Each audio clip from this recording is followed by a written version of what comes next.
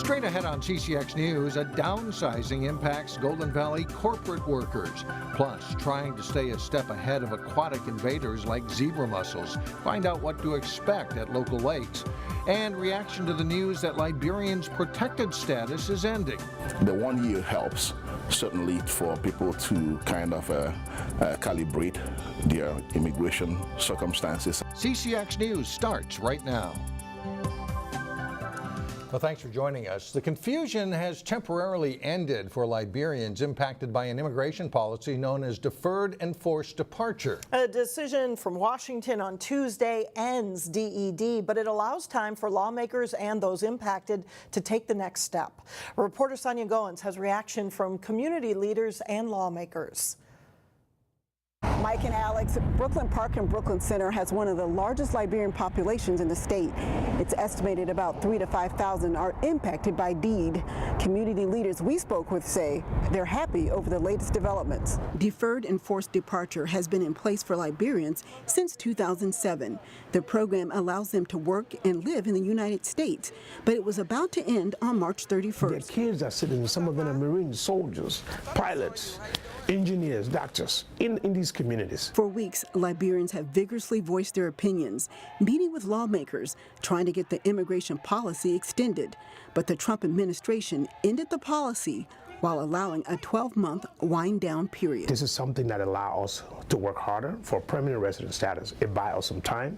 It provides some breathing room. Congressman Eric Paulson has been a strong advocate for Minnesota's Liberian community. I assured them I was going to be their voice on this issue. He's relieved Liberians no longer face imminent deportation. He's also co-author of a bill aimed at giving Liberians permanent legal status. They made homes here. They've built lives here. They've become part of our fabric of our community here. And so we shouldn't be tearing families apart. We should be rewarding that. And there are some legal avenues for folks with deferred and forced departure status. Some may qualify for something called cancellation of removal. Because after you've been here for a period of 10 years and you can show you're a person of good moral character and you can show that your removal will cause extreme and unusual hardship to U.S. citizen children or spouse, you get to stay. Meanwhile, folks in the Liberian community vow to continue to fight for a pathway to citizenship. So we're going to be launching a larger campaign, a bigger campaign, a more intense campaign to make this work. Sonia Goins, CCX News. State Senators Chris Eaton and John Hoffman say they are sorely disappointed in the president's decision to end DED. They went on to say that the political climate in Liberia is fragile, and those who put their roots down in Minnesota should be able to stay. Layoffs are coming at the Buffalo Wild Wings corporate office in Golden Valley. The company informed state officials today that 132 jobs would be cut from May to next January, with most of the layoffs coming later in the year. An Atlanta company named Inspire bought Buffalo Wild Wings last month. The terminations are expected to be permanent, although some workers will be offered jobs in Atlanta. The battle will ramp up this summer against zebra mussels and other invasive species. Thanks to 11 grants, Hennepin County and the Bassett Creek Watershed Management Commission will be able to increase the efforts against aquatic enemies. Eric Nelson explains. In a few weeks, Minnesota's frozen lakes will melt, and boats will return to the land of sky blue waters, which is good news for lake lovers and aquatic hitchhikers. Zebra mussels can be transported if they're attached to boats or within the water supply within the boats. Zebra mussels and other invasive species are the ultimate freeloaders. They want a free ride on your boat, jet ski, or even your shoes. Presence of zebra mussels definitely is a concern. That's why Hennepin County and Bassett Creek Watershed Management officials are cracking down on aquatic barnacles like zebra mussels. Medicine Lake is getting a decontamination unit that will cleanse watercraft when exiting the lake. The recent discovery of zebra mussels in Medicine Lake increases the overall risk of infestation to other lakes within the area. Medicine, Fish, and Lower Twin Lake will also have increased watercraft inspection hours. It's part of an effort to combat the spread of this aquatic problem. It has impacts not only on the native plant community in the lake itself, it can have impacts on the fish community on the lake. More inspectors should help boaters remember to do their part by cleaning and drying the boat before and after use. Make sure that you check your boat trailer thoroughly, as well as your boats before you launch them in any new water bodies. Everyone needs to chip in and try and prevent this from getting worse, because one bad boat can spoil an entire lake. One boat can result in a new infestation. At Medicine Lake, I'm Eric Nelson, CCX News. Getting more boat inspectors on boat ramps and adding the decontamination equipment at Medicine Lake were high priority items for Hennepin County. Speaking of lakes and rivers, here's a reminder that the fluctuating temperatures are creating thin ice situations. Take a look at these pictures from Elm Creek Park Reserve, where a horse fell through the ice this weekend. It took several police officers, firefighters, and sheriff's deputies to rescue the horse by attaching a harness and pulling him to shore. According to the Hennepin County Sheriff's Office, the horse appeared to be okay, but it serves as a warning that more ice is melting every day. Minnesota native and former NBA basketball star turned developer Devin George is eyeing a site in Brooklyn Park for a possible apartment complex. It's this 133-acre site in the Village Creek area along Brooklyn Boulevard between Welcome Avenue and Zane Avenue North. It's adjacent to the HCMC clinic, and George is interested in building a mixed-use, mixed-income, multifamily housing development. The project has not been formally proposed to the city yet, but the Brooklyn Park City Council visited a similar development that the George Group North built in Minneapolis called the Commons at Penn Avenue. That includes retail and community uses. George got a $1 million grant from the Metropolitan Council for that project, and now Brooklyn Park City staff will explore whether that same grant is possible for this project in order to move forward with the developer. Lawmakers in St. Paul are taking aim at pharmaceutical companies as being partially to blame for the opioid epidemic. This is costing our economy and our taxpayers a lot of money. The opioid manufacturers need to have some skin in the game. This is an epidemic that they had a large part created, and they need to put some money in to help rectify the situation. State Senator Chris Eaton lost her daughter to an opioid overdose and has been very outspoken about opioid abuse. And she supports a bill that would collect more than a penny per pill to generate more than $20 million for prevention and treatment. The governor has voiced his support, but the bill is currently tabled in the Senate. Well, still ahead on CCX News, a charter school's plans to expand in Brooklyn Center. Plus, in sports, we will hear from the new head football coach at Champlin Park. But first, the warmest part of the week may be fading away with cooler temperatures moving in on Thursday. A Brooklyn Park charter school is planning to expand into Brooklyn Center. And Noble Academy is currently at the southwest corner of Highway 610 and 169. But the school wants to expand into the building that used to house Odyssey Academy. That school closed in August 2017 because they were not meeting academic expectations. Noble Academy is a kindergarten through 8th grade Hmong charter school that focuses on math and science. They currently have about 1,000 students, but they have 200 students on a waiting list. The school hopes to be open in Brooklyn Center by the fall.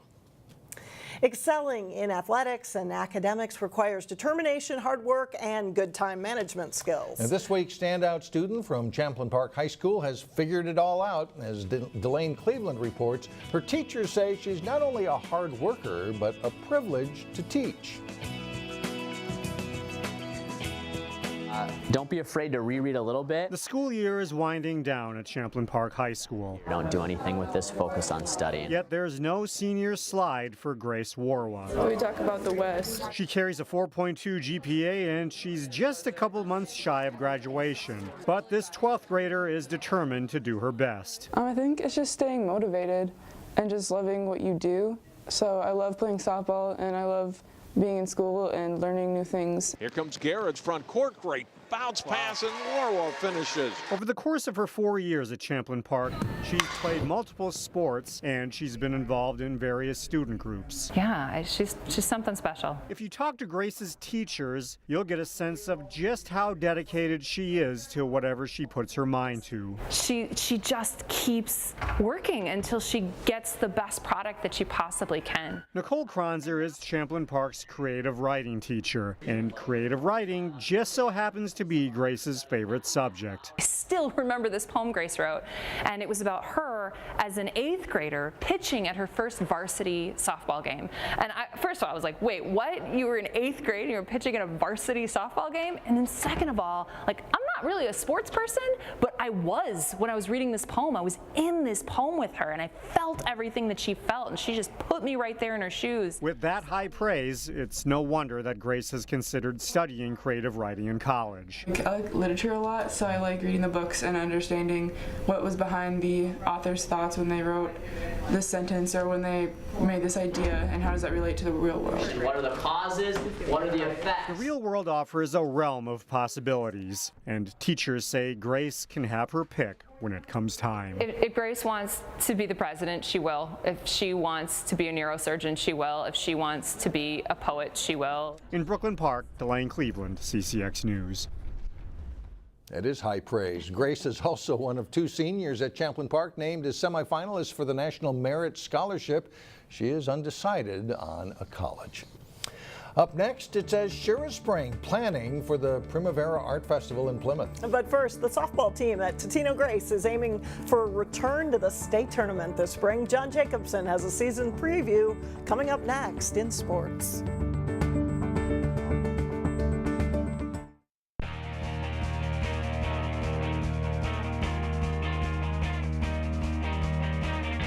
I'm John Jacobson with sports. Champlin Park High School opened in the fall of 1992. Mike Corton was the Rebels' second head football coach following Tim Herman. Corton resigned in November after 15 seasons. Earlier today, we talked with the Rebels' new head coach, Nick Keenan. Well, I grew up in Eden Prairie, played for Coach Grant, moved on and played college football at Minnesota State Moorhead. Back in 2002, 2 coaches ago, Tim Herman talked to me and said, do you want to come coach here at Champlin? And I did that. And so I was at Champlin from, I think, 2002 to 2010. I moved on to St. Francis High School for a few years. And the last 5 years, I've been the head coach at Big Lake High School.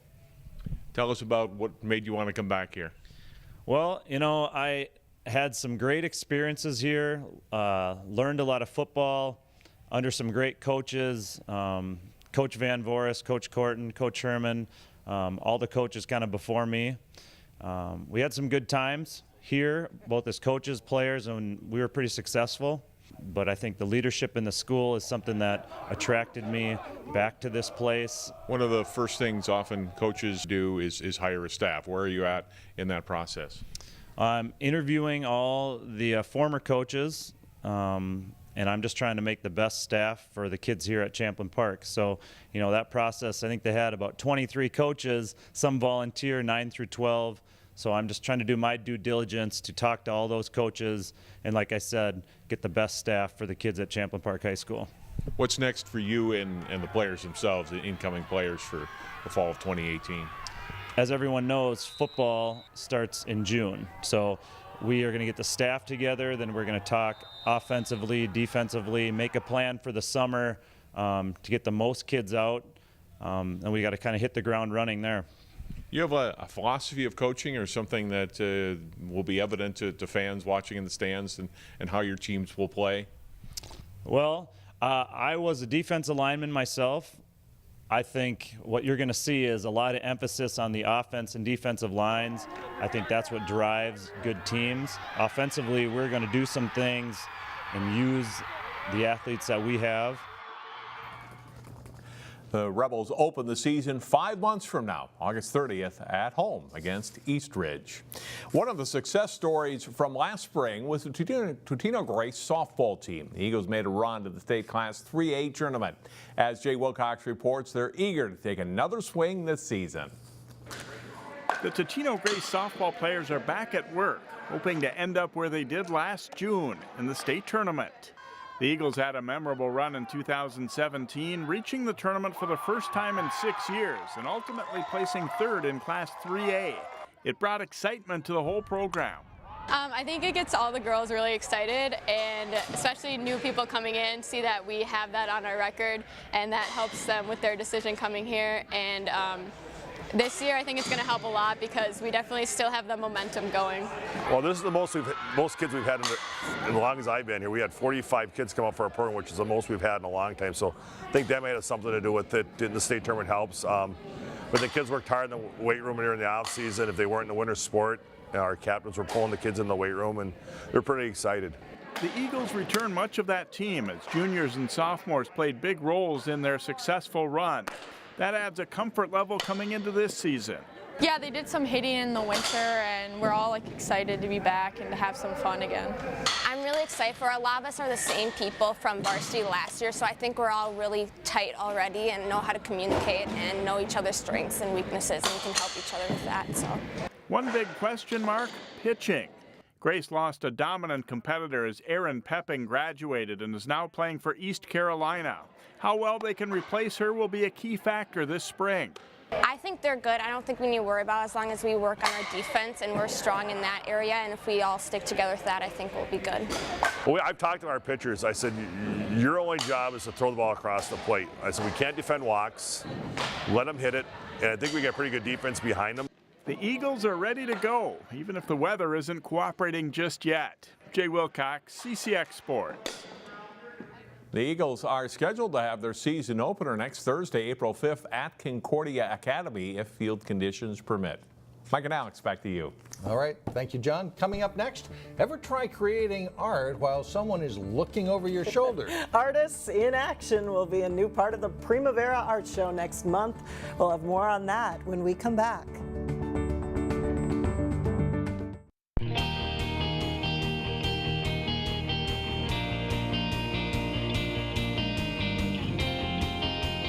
And finally, if you're a fan of local art and artists, here's a date to put on your calendar. Plymouth is planning the Primavera Arts Festival, and that's coming up the weekend of April 20th and the 21st. Some 114 pieces of artwork by adults and 60 pieces from students at Providence Academy, West Lutheran, and Wayzata High Schools will all be judged during the show. There's also prize money that comes from the Arts Council. And here's something new for this year. For the first time, you can even look over an artist's shoulder to see them working on a project during the Artists in Action time at the show. And again, it all starts on April 20th at the Plymouth Creek Center. And they have to have a lot of patience if you're watching and they're working, Right. don't you think? Right. Maybe a chance, though, to learn a few techniques. Oh, yeah, Watch absolutely. I as think it's that's the being idea. done. Learn Yeah. how they do it. That's great. Yep. That's it for now. Thanks for joining us, everyone. We'll see you back here again on Thursday, starting at 4 o'clock.